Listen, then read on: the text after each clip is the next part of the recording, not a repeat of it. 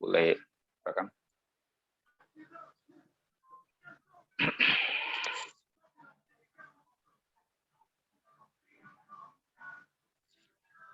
Terima kasih Bapak Ibu, selamat malam, Rahayu, mudah-mudahan sehat selalu hari ini dan terus berbahagia ya, dikelilingi dengan penyebab-penyebab kebahagiaan yang tidak terputus ya. Baik Bapak Ibu,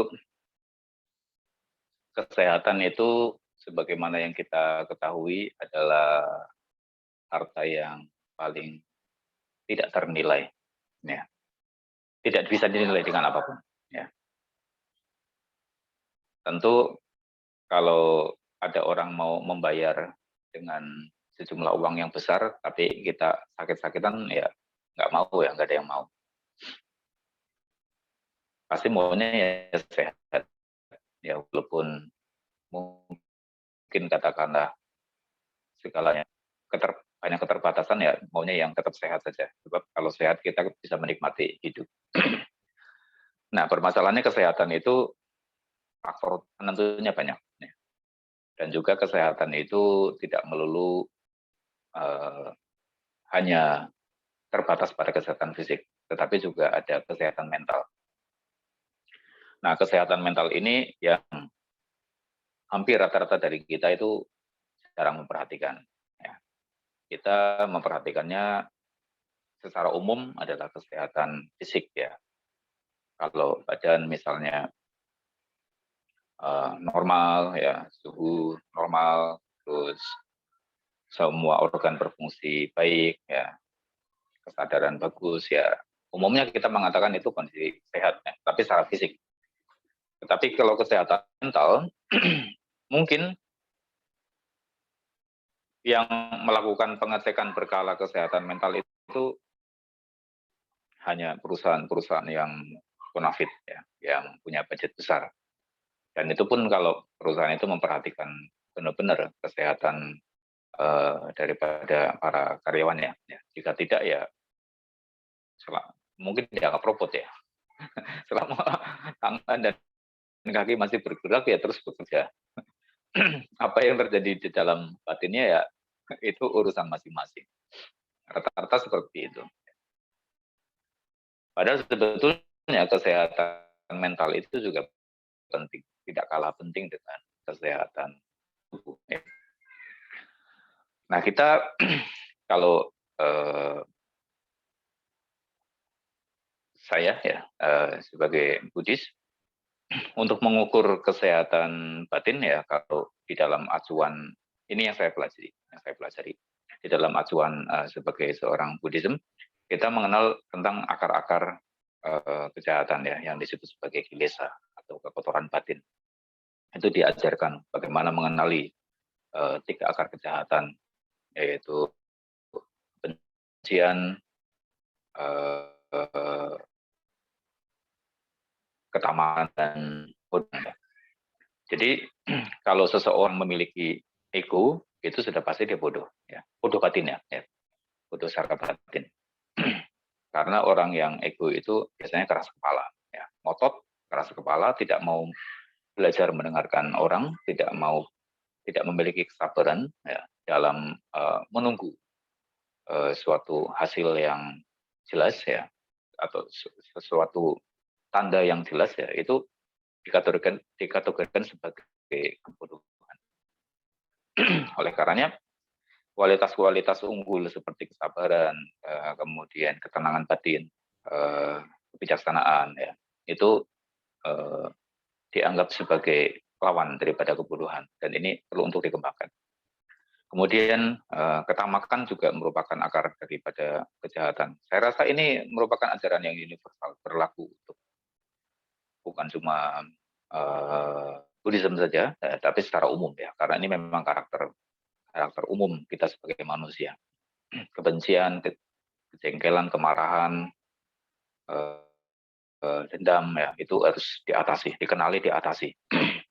Banyak orang sulit mengendalikan diri pada saat pikirannya itu dikuasai dengan 3 akar kejahatan ini, yaitu kebencian, ketamakan, kebodohan. Nah, ini sulit sekali ya, dan bersifat halus sekali. Dari 3 akar kejahatan ini melahirkan 10 macam kilesa, kekotoran batin ya. Itu lebih lebih detail lagi ya, lebih detail lagi. Maka acuannya kalau di dalam masyarakat Buddhis ya, kami ya, diajarkan untuk mengamati ini. Apa yang sudah dikembangkan, yaitu karakter luhur apa yang sudah dikembangkan, apa yang belum dikembangkan, ya, apa yang masih tertunda, api besar di dalam perkembangan batin kita. Kami diajarkan untuk melihat ini, ya. Sehingga ini menjadi PR, ya, menjadi PR seumur hidup. Ya. Masyarakat Buddhis memang sudah diajarkan ya dari awal mula oleh Buddha untuk selalu melihat ke dalam. Kita sebaiknya jangan melihat keluar. Ya. Jadi tidak menghakimi orang. Kadang-kadang baik ataupun buruk ya itu bisa di atas praduga kita. Ya, kita sulit untuk menentukan dari kulit ya, dari penampakan, dari penampilan apakah sesuatu itu baik atau buruk. Ya. Oleh karenanya sebaiknya memang kita tidak menghakimi apa yang dilakukan orang lain, ya, tetapi kita terus menilai diri kita sendiri. Apa sih yang sudah kita kembangkan, apa yang belum kita kembangkan dan sebagainya. Apa yang sudah diatasi, apa yang belum diatasi dan sebagainya. Nah, dengan demikian memang batin kita bisa diajarkan untuk maju. Nah, terus lagi karena yang kita latih adalah kesadaran. Ya. Memang bisnya juga samata, bisnya itu hanya mentok pada pencapaian konsentrasi dan pencapaian ketenangan. Itu mentok di situ saja. Bolak-balik pembicaraannya hanya seperti saja. Kalau misalnya mau melangkah lebih jauh, ya itu harus vipassana, itu wajib. Itu wajib. Makanya Bapak Ibu perlu juga untuk mengenal vipassana. Nah, tetapi di dalam meditasi elemen api ya atau tejo kasina ya, kesadaran itu memang kita gunakan ya. Kita gunakan lebih tepatnya itu adalah untuk mengawasi gejolak batin. Lebih tepatnya. Ini kita sudah pelajari berulang kali, kita sudah bahas berulang kali. Bagaimana gejolak batin itu menimbulkan berbagai macam masalah lah pokoknya untuk kita. Ya, kalau kita tidak bisa atasi. Ini juga psikologi. Ini psikologi. Kita jadi kenal betul ya, diri saya ini seperti apa. Baik buruknya diri saya itu seperti apa. Sehingga pada saat ada kenangan yang negatif muncul, ya, kita bisa mengakui bahwa itu memang ya, kan saya masih diliputi kebodohan. Penyesalan memang selalu timbul belakangan. Kita harus akui itu, kenangan-kenangan itu. Sebab kalau kita tidak pernah belajar untuk mengakui kenangan-kenangan buruk ya dari pengalaman yang sudah berlalu, ya, itu akan terus menghantui kita. Dan itu terakumulasi terus akhirnya akan menjadi berbagai macam beban mental, akan menjadi penyakit mental, dan ini akan berpengaruh ya, kepada kesehatan baik fisik maupun mental kita secara menyeluruh dan untuk jangka panjang. Jika satu ketika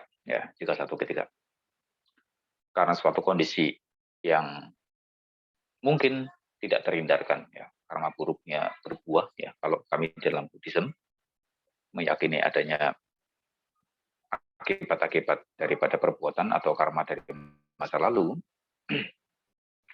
Katakanlah seseorang mengalami stroke misalnya. Sebab dua di antara tiga ya, darah tinggi, kolesterol, diabetes bertemu, orang berpotensi stroke. Kolesterol dan diabetes bertemu, orang berpotensi stroke. Diabetes dan darah tinggi ketemu, orang berpotensi stroke. Apalagi kalau tiga-tiganya, itu boleh dibilang di atas 80% orang pasti berpotensi stroke. Ya. Dua saja itu bisa stroke ringan. Nah, oleh karena kita harus perhatikan betul. Ya. Jadi kalau misalnya Anda punya darah tinggi, usahakan dikontrol, jangan sampai punya kolesterol, jangan sampai punya diabetes. Kalau Anda punya diabetes, dikontrol, jangan sampai Anda punya darah tinggi, jangan sampai punya kolesterol. Kalau Anda punya kolesterol, dikontrol, jangan sampai kena darah tinggi, jangan kena diabetes. Kalau ada dua, nah Anda sudah warning, ya sudah harus hati-hati, perhatikan. Terutama adalah mental, karena mental itu biasanya pemicu. Begitu dua ini ketemu, ya, kemudian mentalnya tidak terkendali, ya, terjebak di dalam berbagai macam kegelisahan, stressful yang tidak tertangani dan sebagainya, dan Anda akan cepat sekali drop. Dan memungkinkan bagi seseorang untuk mengalami stroke mulai dari ringan sampai berat. Nah, itu sebabnya ya. Mempelajari tentang mental kita sendiri, ya. Gejala mental kita sendiri itu merupakan bagian yang penting ya. Selain kita mempelajari tentang kesehatan daripada fisik kita sendiri, ya. Mentalnya kita juga itu sama pentingnya. Ya. Ada orang yang tidak darah tinggi, tidak kolesterol, tidak diabetes, ya. Tapi bisa stroke. Dan stroke yang parah. Dan dia mengalami hilang ingatan atau amnesia. Seperti orang terbentur berat. Kenapa? Stressing mind, ya, tekanan pikiran yang tidak terkendali.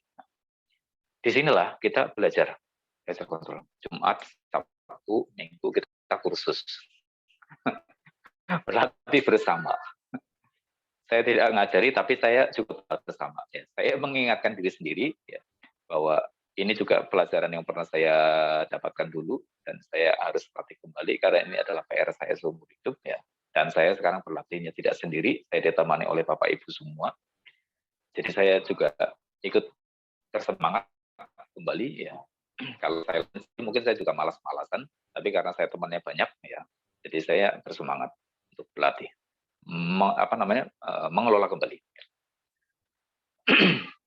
Kesadaran ya, yang mengetahui kondisi mentalnya sendiri, kesadaran yang mengetahui kondisi mentalnya sendiri, itu sangat penting, ya, sangat penting untuk kita miliki, ya, untuk kita miliki. Sebab dengan demikian kita punya kontrol sepenuhnya terhadap diri kita, terhadap gejolak batin kita, terhadap ego kita. Ya.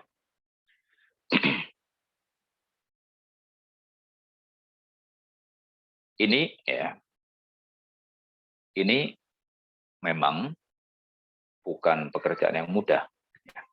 Karena kita selama ini, selama berpuluh-puluh tahun, ya, hampir tidak pernah memperhatikan gejolak batin ya sendiri. Sekarang kita belajar memperhatikan gejolak batin. Ini merupakan tugas seumur hidup, ya.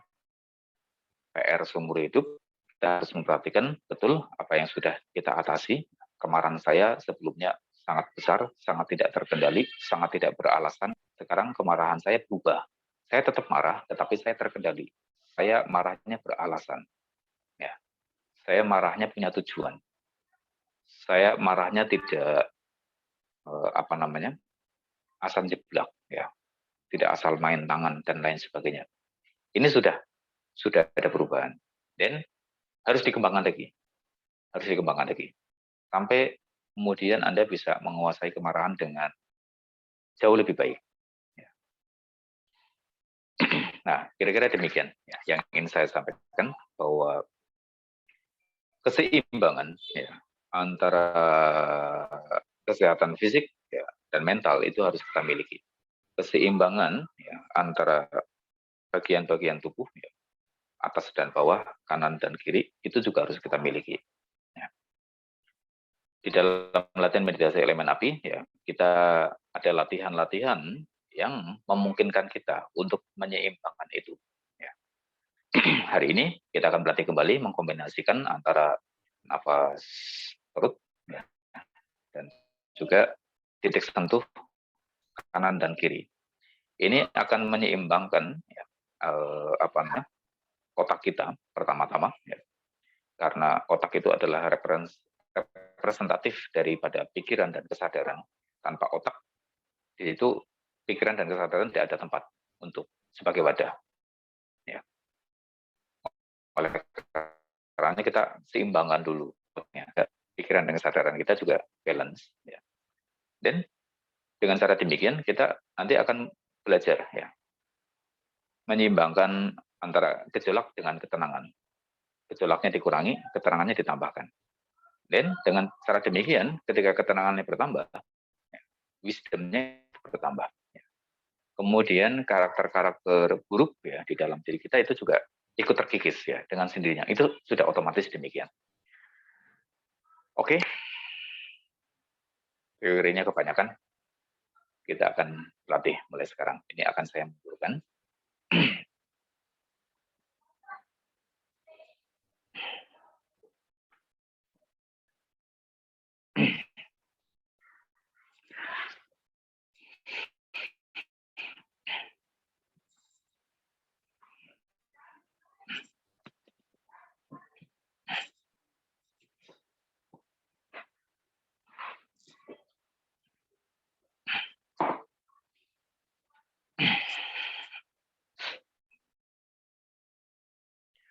Bapak Ibu, tangannya diletakkan di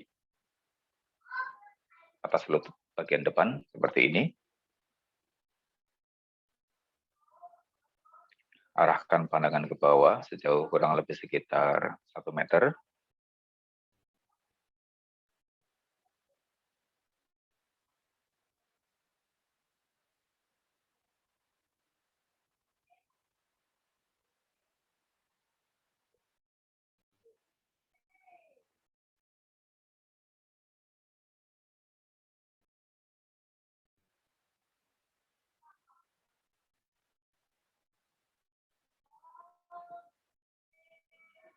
Tenangkan tubuh dan pikiran.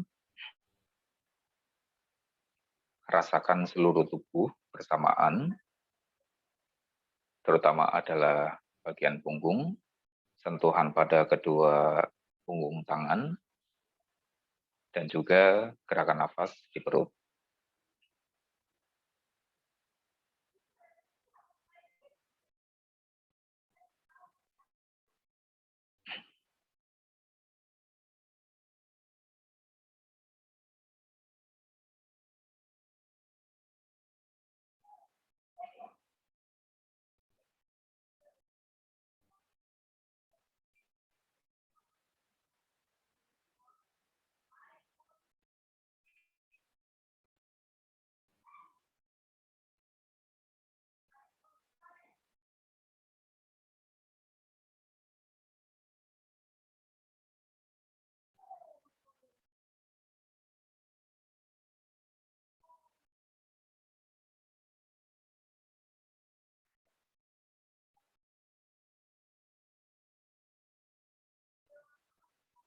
Sekarang, dengan mata tetap terbuka, menghadap ke bawah,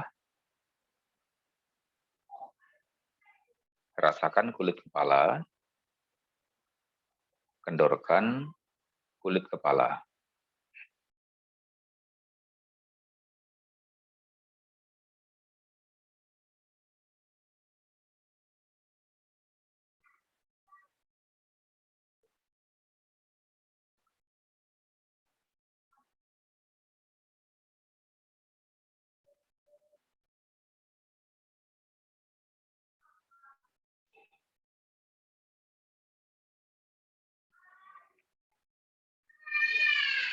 Kendorkan wajah,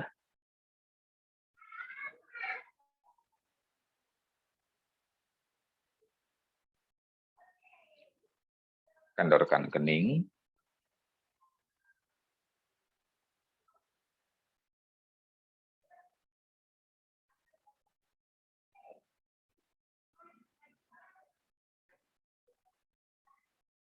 kendorkan alis,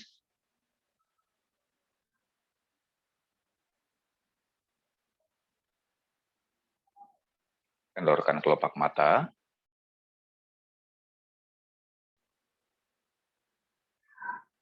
kemudian kendorkan telinga, mulai dari daun telinga sampai ke dalam gendang telinga, dikendorkan.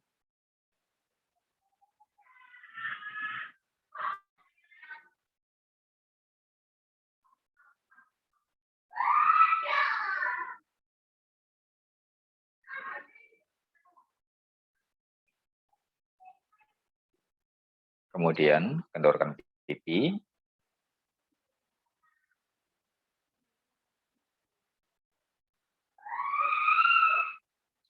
sentuhkan bibir dengan lembut dan tersenyumlah untuk diri sendiri.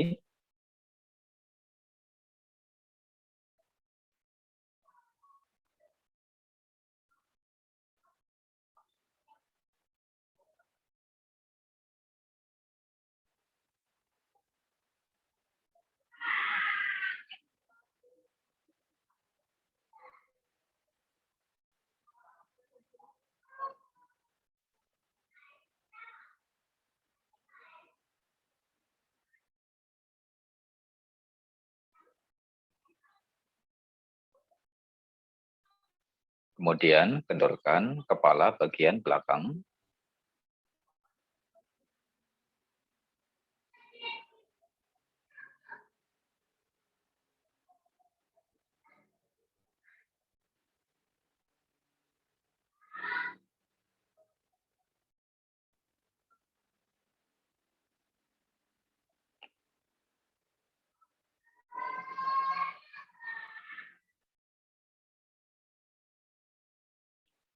Kendorkan leher,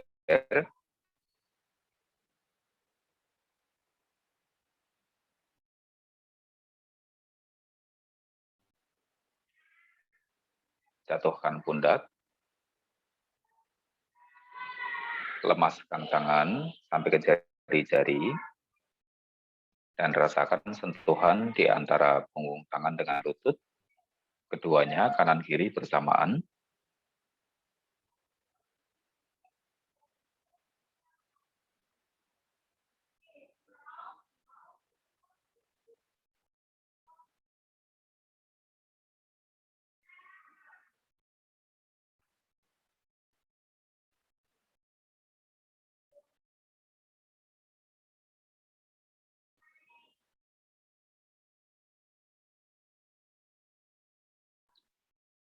Sekarang tegakkan badan tetapi santai, kendorkan otot dada dan seluruh organ di dalam rongga dada.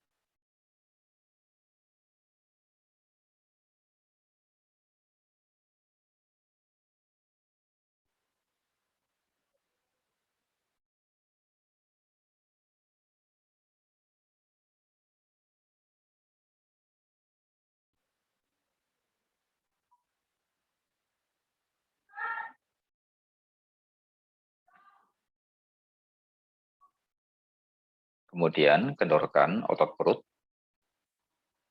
dan semua organ di dalam rongga perut. Kendorkan sebanyak mungkin otot perut dan rasakan adanya gerakan nafas di perut yang semakin lama semakin halus dan berirama.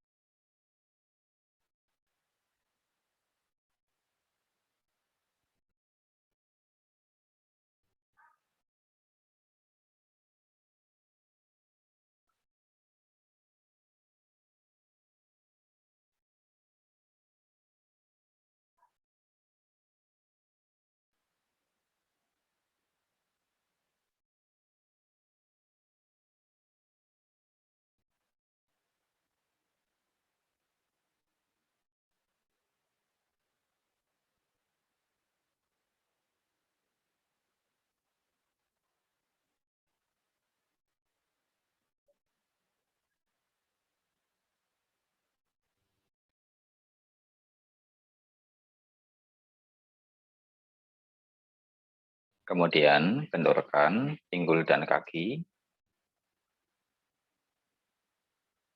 Rasakan sentuhan antara kaki dengan lantai. Dikendorkan.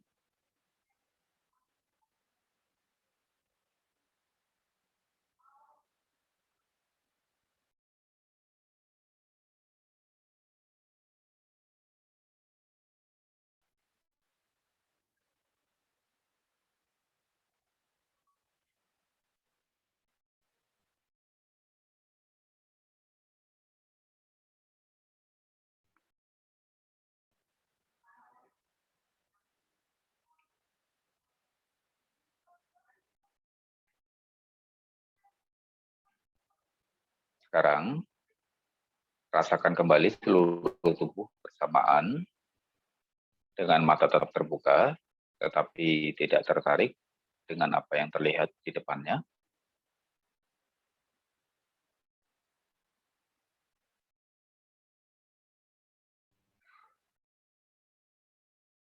Rasakan sebanyak mungkin seluruh bagian tubuh bersamaan.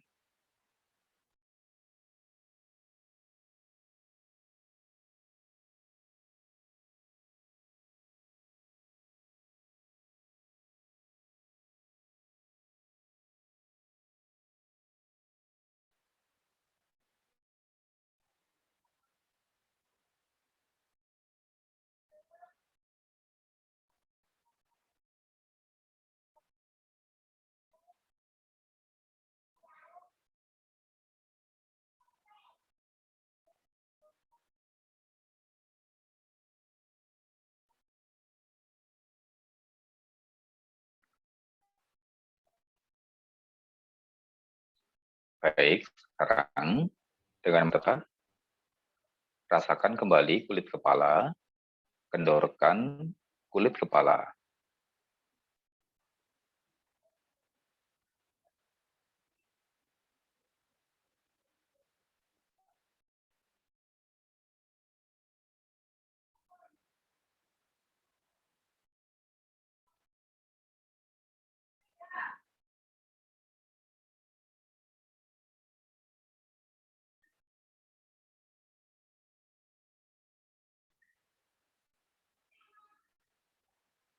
Tenangkan wajah,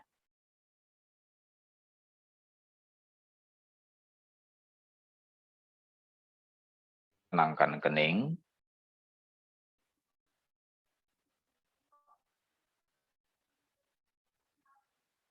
tenangkan alis, tenangkan kelopak mata. Sekarang pejamkan matanya perlahan dan rasakan sentuhan pada kedua kelopak mata itu.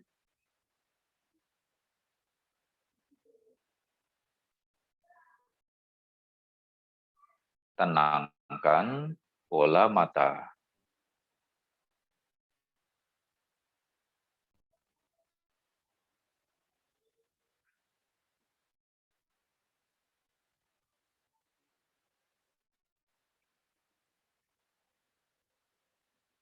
Tenangkan bola mata, rasakan.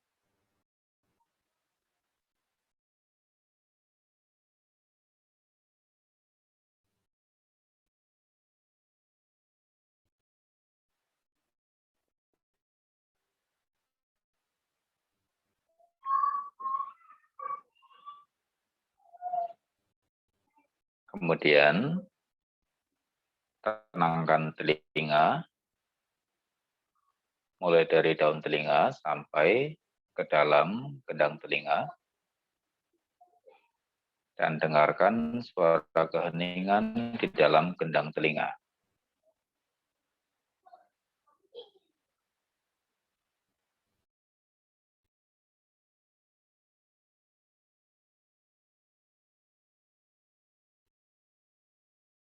Kemudian tenangkan pipi, sentuhkan bibir dengan lembut dan tersenyumlah untuk diri sendiri.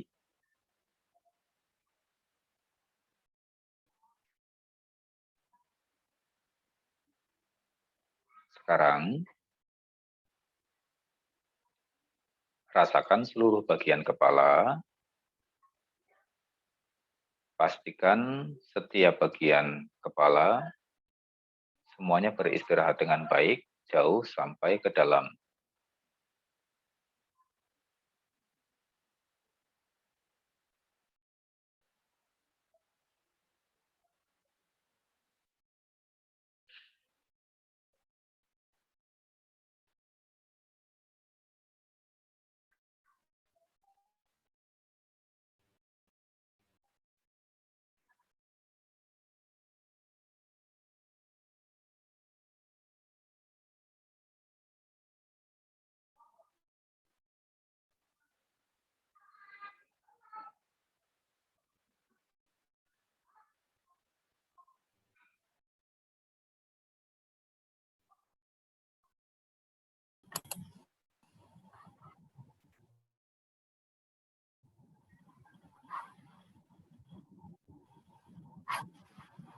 Kemudian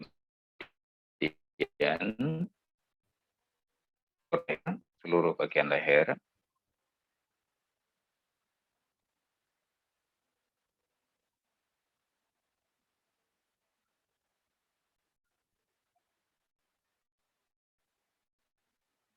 Jatuhkan pundak.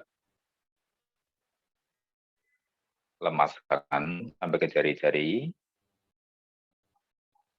Rasakan sentuhan antara punggung tangan kanan dan kiri dengan lutut bersamaan.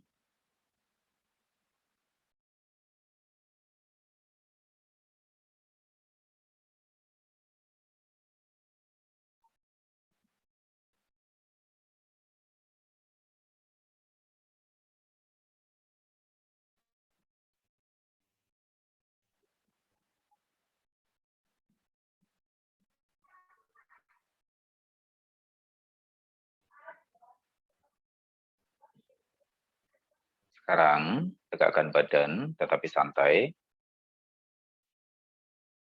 Kendorkan otot dada dan seluruh organ di dalam rongga dada.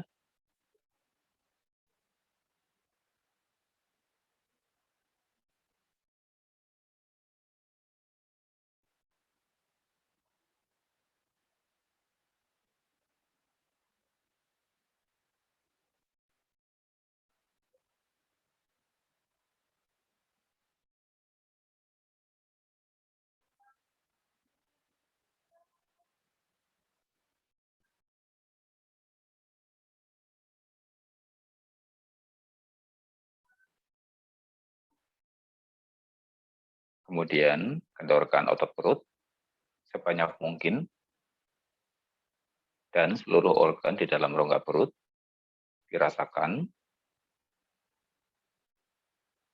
Semakin dikendorkan, gerakan nafas di perut semakin jelas dan nafasnya semakin beratur, semakin lembut, berirama.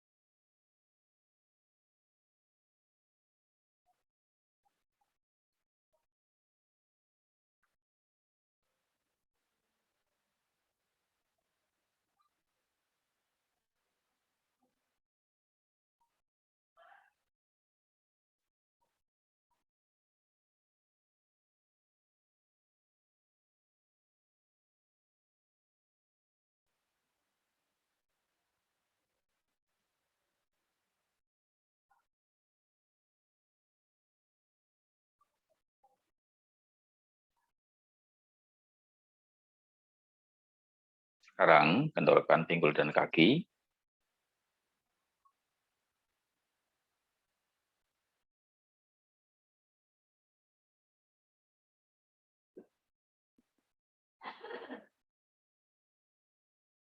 Baik, sekarang pastikan setiap anggota tubuh dari ujung kepala sampai ke ujung kaki, semuanya beristirahat dengan baik jauh sampai ke dalam. Dan di saat bersamaan, rasakan gerakan nafas di perut, serta sentuhan tangan kiri dan kanan.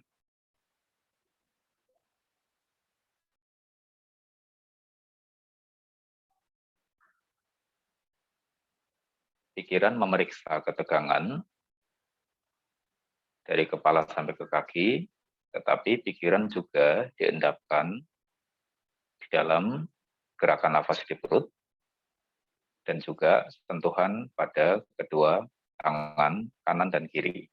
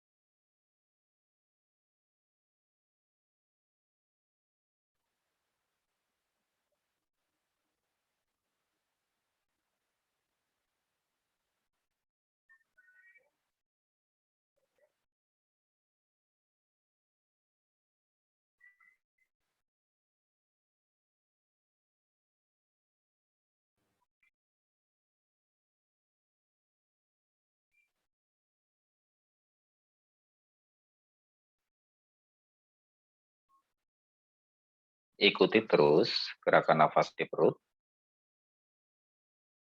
kendorkan otot perut sebanyak mungkin, sekaligus rasakan kedua titik sentuh kanan dan kiri bersamaan,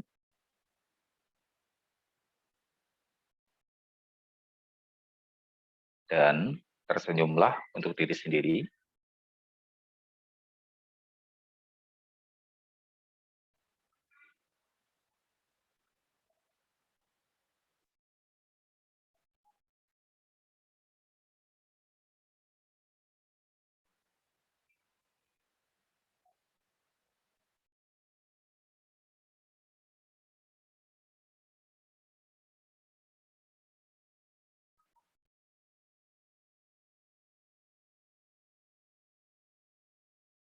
Sekarang, setelah nafas menjadi jelas, pada saat nafas mengembang, perut mengembang, rasakan sentuhan tangan sebelah kiri. Ketika perut mengempis, rasakan sentuhan tangan sebelah kanan.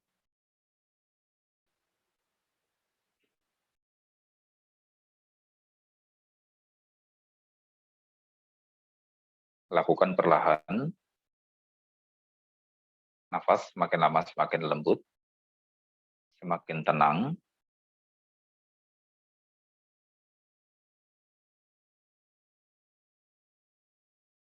Tidak perlu dilabel, pikiran tidak berkata-kata, hanya sadari saja. Dan pindahkan objeknya dengan penuh kesadaran.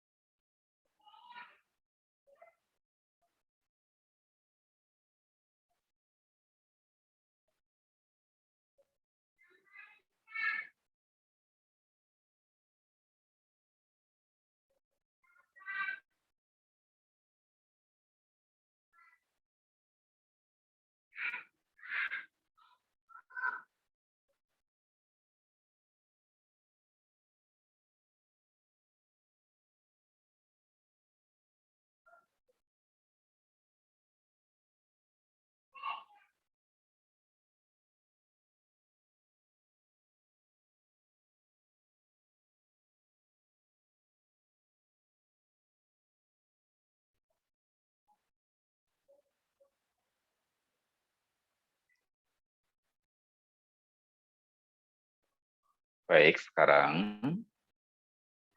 rasakan kembali tubuh bersamaan. Pastikan setiap anggota tubuh beristirahat dengan baik,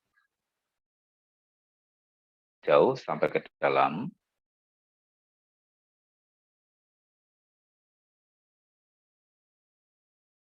Tersenyumlah putih, dengarkan suara keheningan di dalam telinga.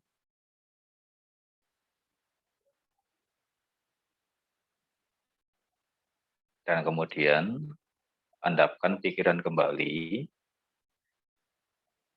bersama dengan gerakan nafas di perut. Dan pindahkan kesadarannya dari tangan kiri ke tangan kanan seirama dengan gerakan nafas di perut.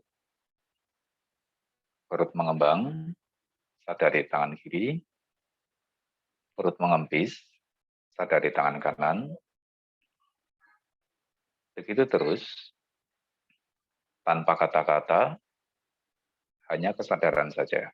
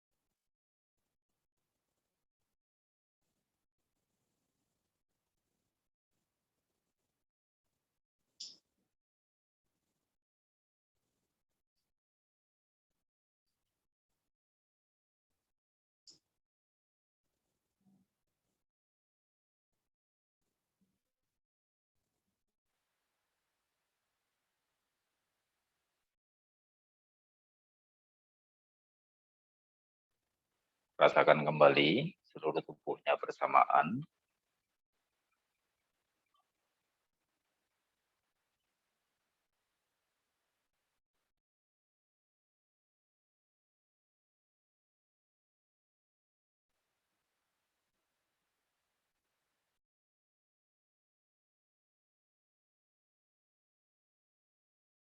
Kemudian rasakan kelopak matanya.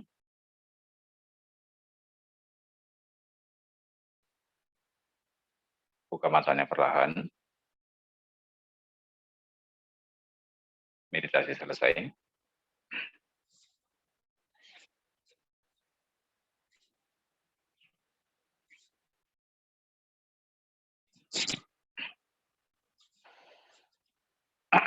Bapak dan Ibu, suatu penelitian medis mengatakan bahwa sel kanker tidak bisa berkembang biak dengan baik di tempat di mana terdapat banyak oksigen.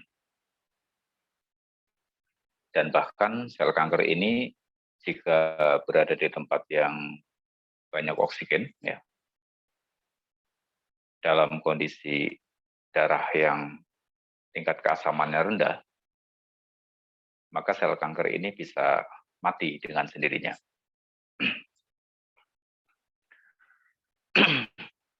Ini adalah kunci ya yang ingin saya berikan kepada Bapak Ibu.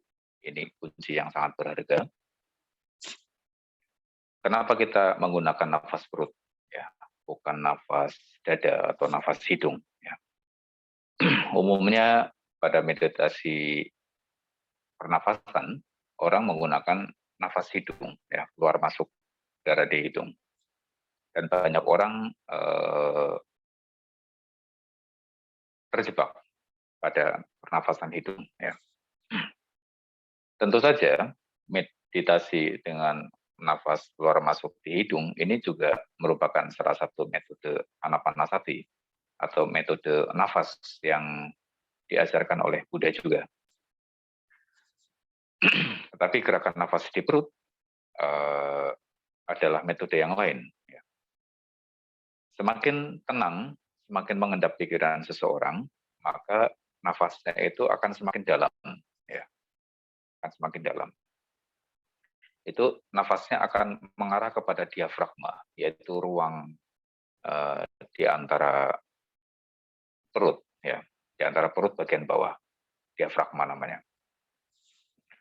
Nah, di dalam ruang diafragma itu, ya, itu posisinya berdekatan dengan usus, ya, di mana di dalam usus itu adalah organ pencernaan yang sangat penting, ya. Bahan-bahan makanan itu diserap dan kemudian dialirkan ke seluruh tubuh.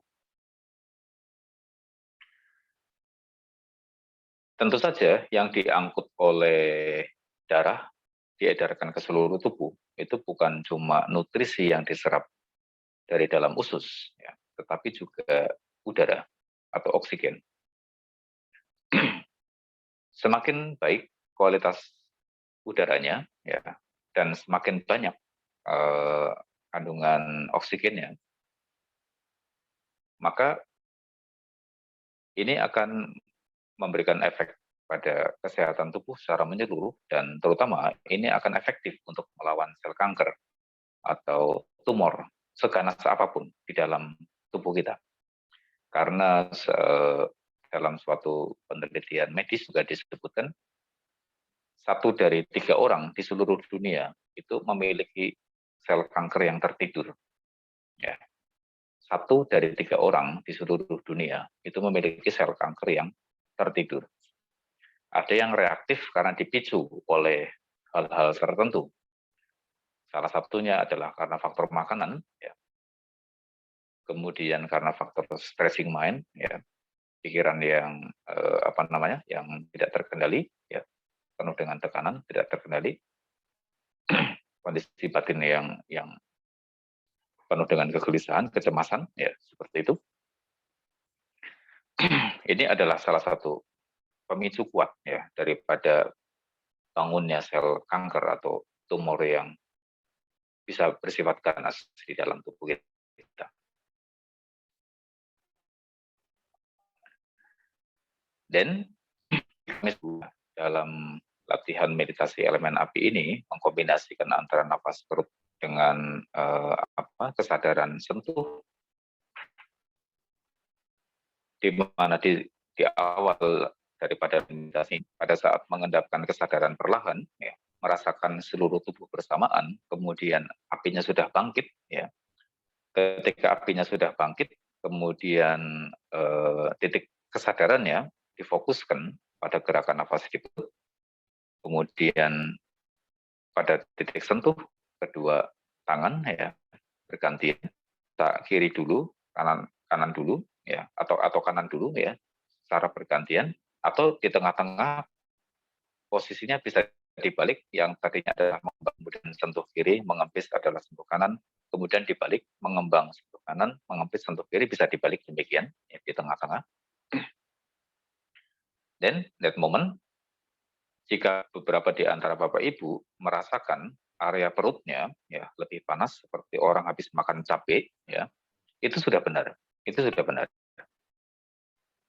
Dan pada beberapa waktu kemudian ya, rasa panas ini ya, karena ini adalah elemen api ya, dan ini adalah bercampur bersama dengan udara di dalam ruang diafragma, kemudian ini juga diangkut oleh darah ke seluruh tubuh, kemudian panasnya merambat ya ke seluruh tubuh ya, mulai dari perut naik ya. Seperti saya hari ini cukup berkeringat ya, merambat seluruh tubuh. Dan ini bagus sekali ya, bagus sekali untuk orang yang stroke ya, menderita stroke, itu kekentalan darahnya itu akan menjadi baik, menjadi baik ya. Kekentalannya itu akan untuk orang yang kolesterol tinggi dengan trigliserid yang tinggi ya. Ini juga bagus karena ini memanaskan darah ya, dan membuat kandungan oksigen di dalam darah itu menjadi cukup ya, banyak, dan ini akan mengalir ke jantung, ke hati, ke dalam paru-paru juga ya. Ini akan membersihkan. Kalau misalnya Anda minum obat pengencer darah ya untuk membantu mengencerkan kolesterol, ini dosisnya bisa turun ya, dosisnya bisa diturunkan. Atau kalau misalnya Anda minum obat jantung ya untuk memacu jantung ya, ini dosisnya bisa diturunkan dengan cara demikian. Untuk orang yang stroke yang katakanlah ada penyumbatan karena ada darah mengental keras ya di area kepala ya, kemudian itu juga bisa tuntas ya, bisa tuntas. Ini bisa menjadi terapi pendamping ya, mengkombinasikan antara membangkitkan api dulu ya, pertama dengan menyadari tubuh ya, memastikan seluruh tubuh disadari bersamaan, kemudian digendorkan perlahan, apinya bangkit. Kemudian Anda mengkombinasikan dengan nafas perut ya, di mana api itu akan mengendap terpusat di area perut ya, dan kemudian Anda kombinasikan ya titik kesadarannya supaya tidak hilang ya, yaitu dengan memutar kanan dan kiri, tangan kanan dan tangan kiri ya secara khusus ya. Ini akan membantu ya, akan membantu recovery untuk orang yang punya kolesterol tinggi, kemudian paru darahnya baik vena maupun arteri, kemudian problem pada jantung ya, orang yang sudah pasang ring jantung ini penting untuk memahami, dan syukur bisa mempelajari, bisa mempraktekkan ini. Untuk orang stroke juga demikian. Dan ini juga bisa untuk mencegah sebelum stroke datang ya, amit-amit ya, mudah-mudahan jangan sampai sebelum stroke datang ya.